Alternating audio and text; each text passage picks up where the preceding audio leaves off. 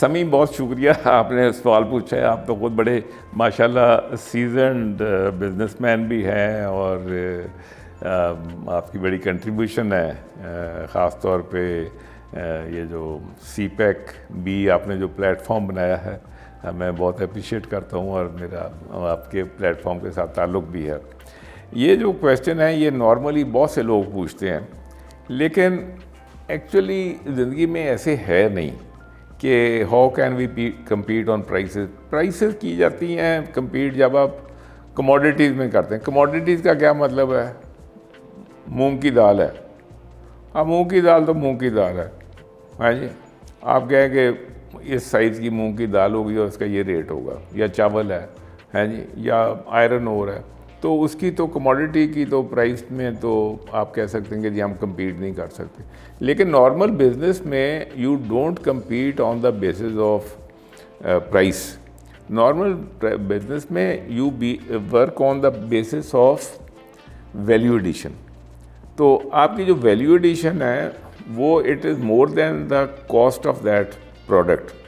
आपने उसकी ब्रांडिंग कैसे की है, उसके अंदर जो स्पेशल कोई चीज़ थी जिसके साथ आपने डिफ्रेंशिएट किया है फ्रॉम योर कंपटीशन, वो भी सामने आता है। उसके बाद उसकी जो कोई एक्स्ट्रा उसके अंदर एक चीज़ डाल दी है अपने प्रोडक्ट के अंदर, जो कस्टमर को एक एक्स्ट्रा वैल्यू दे रही है, या आपने कस्टमर की कोई उसके सिलसिले में कोई एक और ऐसी नीड थी जो आपने फुलफ़िल कर दी, कोई नॉर्मल आपका कंपेटिटर नहीं कर रहा। So there are many factors जहाँ पे आप फिर उसको करते हैं। आपके पास ये सामने ग्लास है, अब अगर ये ग्लास का ग्लास आप compete करने की कोशिश करें तो शायद आप एक पाकिस्तानी कंपनी ना कर सके, लेकिन अगर आपने इस ग्लास के अंदर आर्ट ऐड कर दिया, ब्रांडिंग ऐड कर दी, या इसकी कोई और नई यूटिलिटी कर दी, इस ग्लास की बजाय ना इसको उल्टा किया ना तो 15 ग्लास इकट्ठे करके शैंडलियर बना दिया आपने, हैं जी। तो chandelier is a piece of art, और फिर वो ये ग्लास की कीमत जो है ना ये पीछे सानवी रह जाएगी।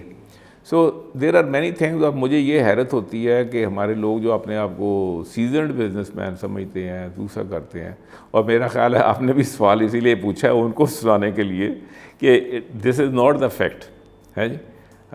मैंने अपनी जो बिजनेसेस की हैं, आई कम्पीट विद इंडिया और China all over the world, तो हमें तो नहीं प्रॉब्लम होती, क्योंकि it is more than the cost of just manufacturing that product. There are many other things. After sale service कैसे कर रहे हैं, कस्टमर कॉन्टैक्ट कैसे कर रहे हैं, आपकी लैंग्वेज स्किल्स कैसी हैं, है जी, और उसके बाद आपने ब्रांडिंग कैसे की है।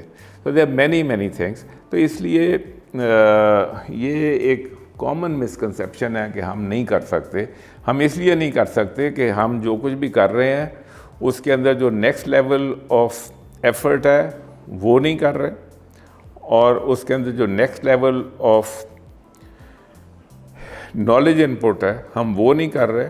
And at times you have to purchase that knowledge either from by a license और ए रॉयल्टी और बाई कंसल्टेंसी पेमेंट।